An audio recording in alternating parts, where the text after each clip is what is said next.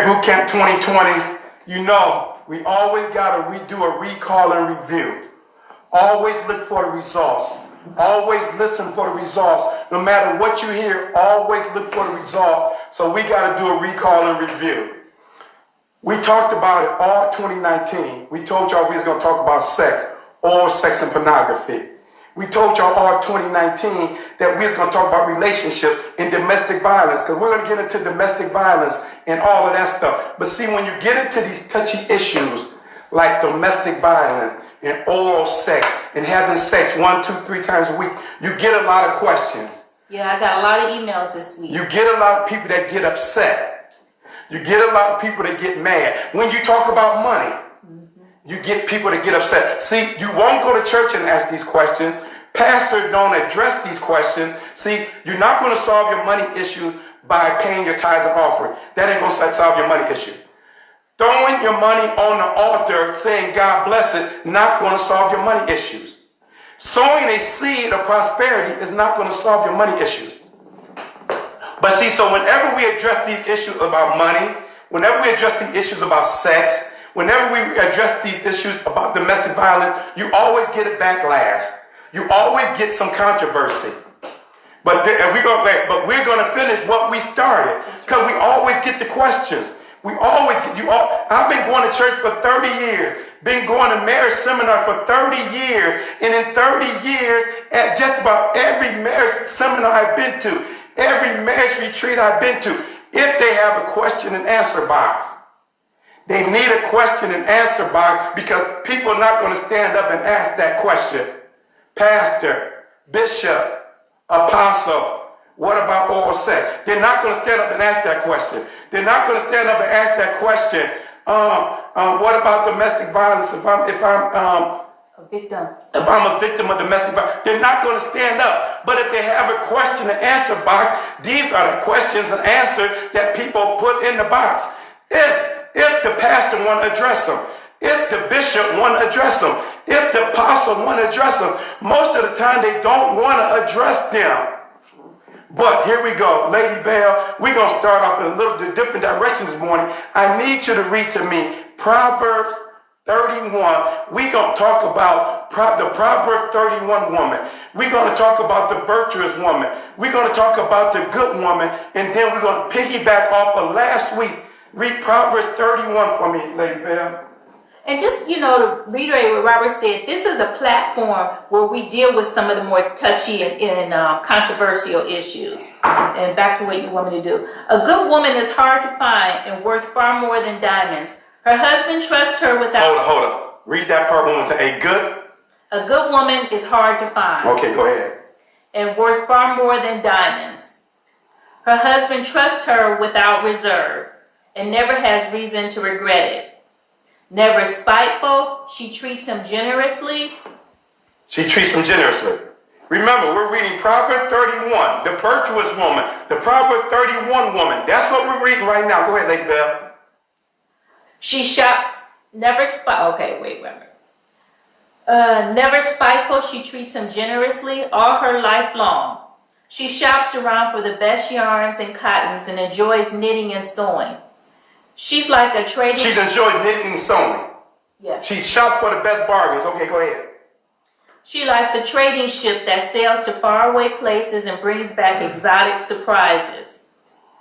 She's up before dawn. She's up before dawn? Yes. Okay, go ahead. Preparing breakfast for her family. Cooking breakfast for the family? And organizing her day. And organizing the day. This virtuous woman, this Proverbs 31 woman. Yes. Go ahead. She looks over a field and buys it. Then with money she puts aside, plants a garden. First thing in the morning she dresses for work, rolls up her sleeves, eager to get started. She senses the worth of her work, is in no hurry to call it quits for the day. She's in no hurry to call it quits for the day. Go ahead. She's skilled in the crafts of home and hearth, diligent in homemaking. She's quick to assist anyone in need, reaches out to help the poor. She doesn't worry about her family when it snows. Their winter clothes are all mended and ready to wear. She makes her own clothing and dresses in colorful linens and silks. Her husband is greatly respected when he deliberates with the city fathers. She designs gowns and sells them. brings the sweater she knits to the dress shops. Her clothes are well made and elegant, and she always faces tomorrow with a smile. Always with a smile. Go ahead. When she speaks, she has something worthwhile to say. When she speaks, she has something worthwhile to say. Go ahead. And she always says it kindly. Kindly. She keeps an eye on everyone in her household and keeps them all busy. Keep an eye. Look for the results. Go ahead. And keeps them busy and productive. Her children respect and bless her. Her husband joins in with words of praise. Many women have done wonderful things, but you've outclassed them all. Many women have done wonderful things, but the virtuous woman, the Proverbs 31 woman, outclasses them all. Go ahead. The woman to be admired and praised is the woman who lives in the fear of the Lord. Give her everything she deserves. Festen her life with praises. And that's it. That's it? So you heard all those things about the Proverbs 31 woman. She cooks, she cleans, she's a superwoman. She buys, she shops. She's a superwoman. She does all these things. She does all these things. Her children rises up and call her blessed. And her husband joins in. Beauty is deceitful. Come on, it fades. Come on. But I'm with the prettiest one. Don't fall for just for a pretty face. You saw all the things that she do. Yeah. That's a superwoman. Yeah. That's a superwoman. Look up. That's a superwoman. She does all those things. The Proverbs 31 woman. She does all those things. She cooks, she cleans, she buys, she sold, she looks for bargains. She does everything. Everybody wants a Proverbs 31 woman. But you know what, Lady Bell? I've been going to church a long time. I've been talking to men for a long time. When we sit down and talk to couples, he don't complain about she's not cooking. He don't complain about she's not cleaning. He don't complain about she's not shopping for a bargain. Only time a man complains about she's not cooking. Only time a man complains about she's not cleaning. Only time a man complains about she's blowing money is when he's being deprived in the bedroom. See, all of those things we talked about. We don't get those complaints. We don't hear those complaints when everything is good in the bedroom. See, a lot of times they start off with those complaints. Well, the money is short and we're struggling financially.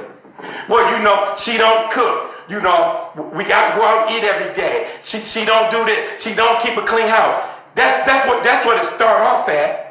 And then as you start chipping away about, okay, why ain't you keeping the house clean? Because I don't want to be there. Why ain't you cooking? Because he don't help me cook.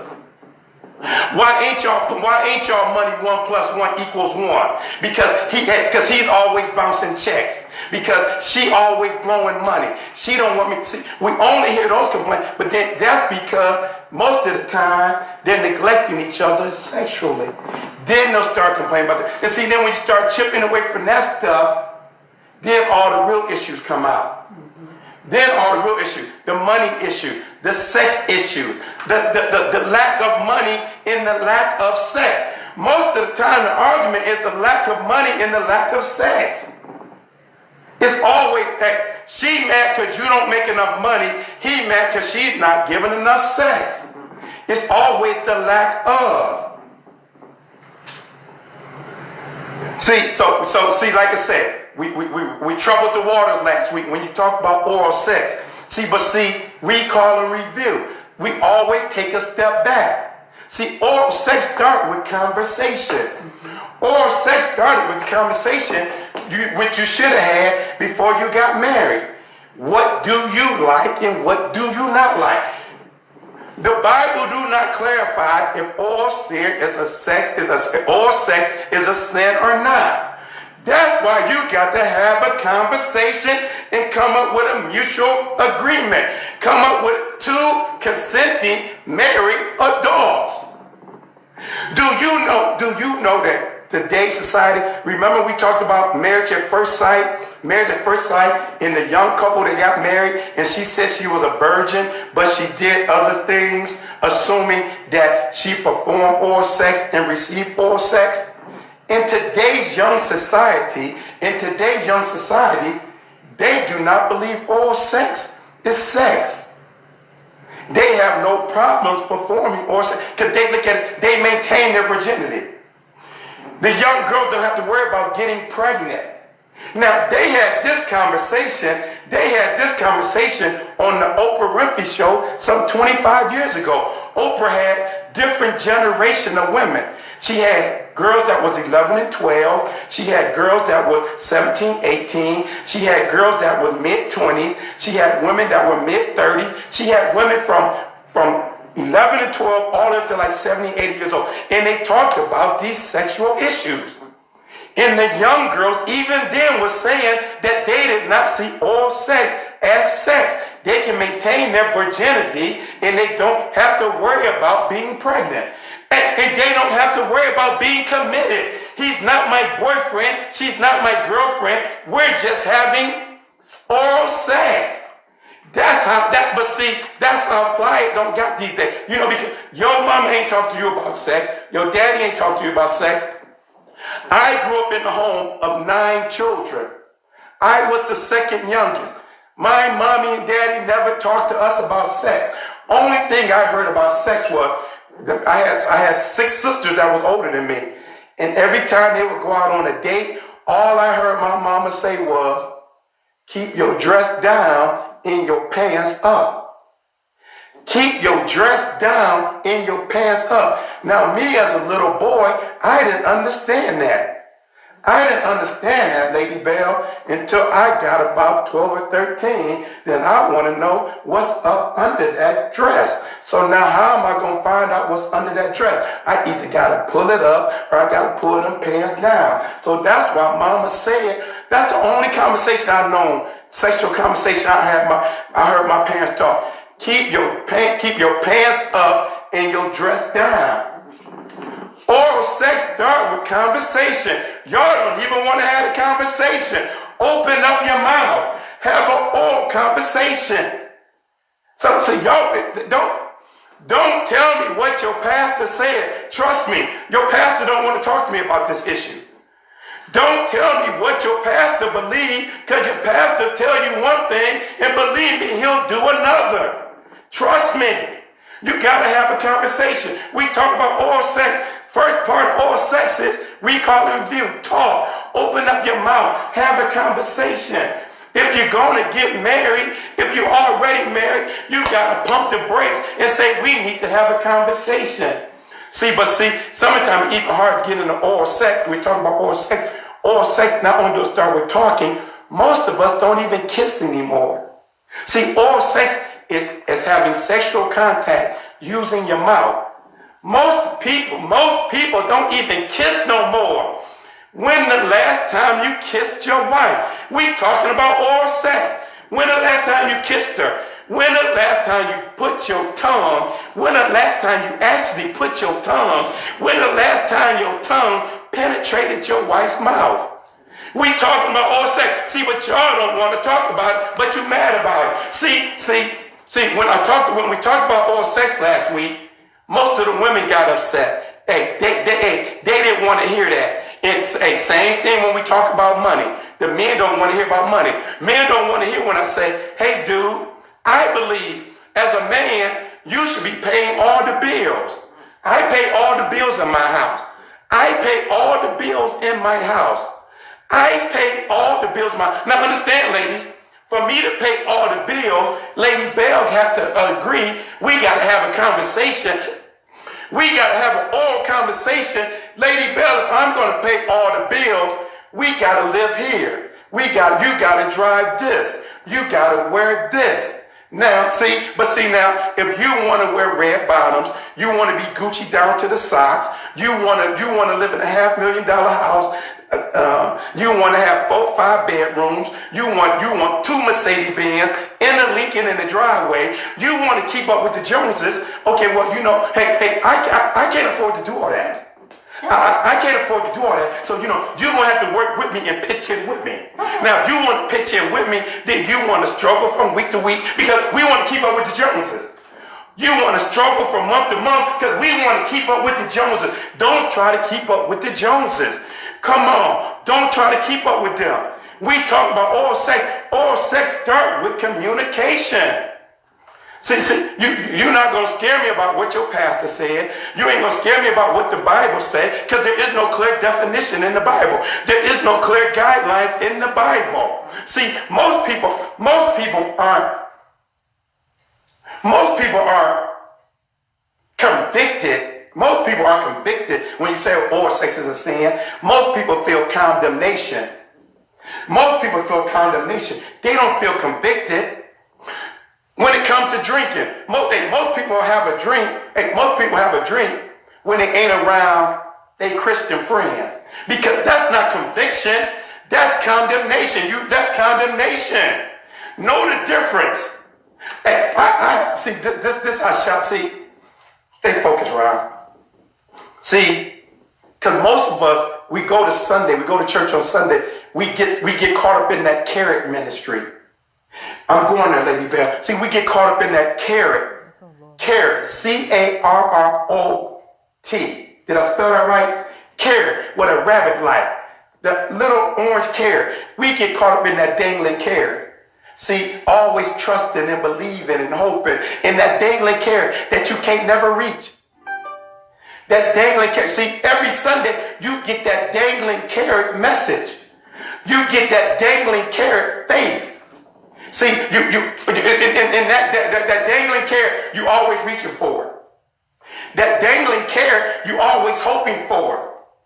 That dangling carrot, you always believe it, but then the frustration comes when you get home and you can't reach the carrot. You have not accomplished what the carrot done told you. You do not see what the carrot done told you. See, that's why I say don't just listen for the results. You got to look for the results. You got to see the results. You got to make a plan. You got to make a plan. Don't come to me. Please, like I said, please don't tell me what your pastor said about what I say, because I guarantee you, your pastor ain't going to sit down and have no conversation with me. No matter what and especially, let me tell you why something. Don't tell your husband what the pastor said. Do not go to your house telling your husband, pastor said this and pastor said that. You better have an agreement with your husband. You better have a conversation with your husband. You better have agreement with your husband. You better have consentment with your husband. Y'all got to have a conversation. What's right for your bedroom? What's right for your sexual pleasure? What do you agree on? Mutual consent. We go back to what she read in Proverbs 31. Most men I talk to, they not complaining. They not looking for no Proverbs 31 woman. That woman does too much. Seeing any woman that let me go back to the Proverbs 31 woman. She read verses 10 through 31. But Proverbs 31 verse 1. The words of King Lemuel, the prophecy his mama taught him. The prophecy his mama taught him. The Message Bible say the strong advice his mama gave him. Now, when the last time, let me ask you young ladies now, you young mothers now, is you telling your young daughter to do all of that? Are you teaching your young daughter to do all that? To cook and clean and mop and sew and go to work, go buy some land, take care of the land, plant a garden, take care of the garden, sell what you're going to produce from the garden, go in the house and sew. Winter time is coming. Make sure everybody got a coat. Make sure everybody got a wool necklace, a wool sweater. Is you telling your daughter to do all that? Is you telling your daughter to be a superwoman? No, you're not telling her that. It's one thing when you have to be a superwoman. I understand if you're a single woman and you got 2 or 3 kids to raise. I understand that you got to be a superwoman.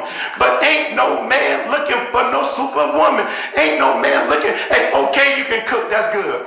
Okay, you can clean, that's good. Okay, you can balance a checkbook, that's good. Okay, you pretty, that's good. Okay, you smart, that's good. But when it's all said and done, When the light goes out, that man want to be taken care of. That man needs the stress taken off of him. That man needs the pressure taken off of him. That man needs to forget about his problem. That man needs to forget about his pain. That man needs to forget about his pressure. Yet even after he eat, he gonna burp. Even after the house is clean, he gonna look around and say he got a nice house. But after all of that, after he's done looking at the game and the Ravens lose, that man gonna want to go to the bedroom, and that man gonna need some help. That man gonna want to go to the bedroom, and that man gonna need some love. No, is it all about sex? No, it's not all about sex. Don't get it mixed up. Don't get it confused. Don't change my word. I'm not saying sex is all the answer to the problem. I'm not saying sex is the answer to the solution. I'm not saying sex is number one. Oh, but it's showing up is important. I heard Denzel Washington, and we wrapping up. He started making all that money. He said, do money make you happy? He said, no, money don't make you happy, but it's a good down payment. No, sex don't make you happy, but trust me, it's a good down payment. No, sex ain't the key of life, but boy, it's a good down payment. Sex is a good down payment, especially good sex. I'm telling you, your pastor is not going to tell you this because he's not doing it. He's not having sex 1, 2, 3 times a week. He's not going to tell you that because he's not doing it. He's not going to tell you to pray for your wife 1, 2, 3, 4 times a week because he's not going to do it. He's not telling you to pray for her. He's not telling you to pray with her. He's not telling you to pray over her because he's not doing it.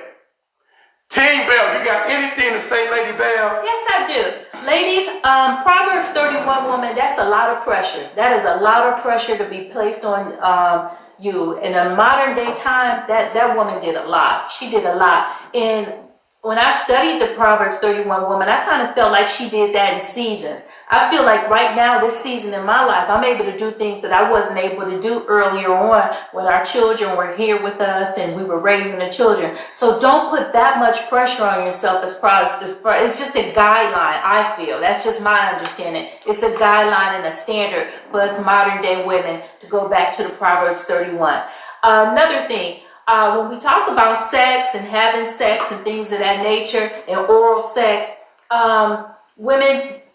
men, it would be good if you helped out when the woman came home from work. We've talked about this before. If you, knowing that you want to have bedroom aerobics with your wife, if she came home and dinner was cooked, if she came home and the kids' homework was done, if she came home and the house was clean, if you took some of the burden off of her, then maybe you could have some bedroom aerobics when she would have time freed up where she wouldn't be so stressed out and she'd have that time to unwind. If you pick the kids up from daycare or school or something like that. So that's what we're talking about, when you have conversations where you can come up with a plan for your marriage so that you can make it work. That was good, Lady Bell. I liked that. I liked how Lady Bell broke down seasons. How she broke it down seasons. That woman ain't doing all that once. She broke down season. And right now, we're in the season of empty nesters. We're in the season of pleasure. We're in the season of living our best lives. That's the season we in right now. If you an empty nester, then see, Lady Bell, you gonna get me fired up again. If you an empty nester, we believe in that butt naked life. We believe in that Adam and Eve life. We believe in, when you're an empty nester, let me tell you something, dude. If you're an empty nester and she ain't walking around butt naked, if she ain't walking around like Eve, if she ain't walking around butt naked, hey, it's season. Hey, and this virtuous woman, we in the season of pleasure. We in the season of living our best life. You started that, Lady Bell. You brought that up. Team Bell, 1 + 1 will always be 1. 2 is bigger, but it's still 1 1,000, but 2 10,000. Team Bell, we out. Have a good week. Have a good week.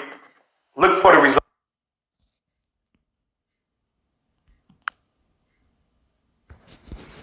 I could have died.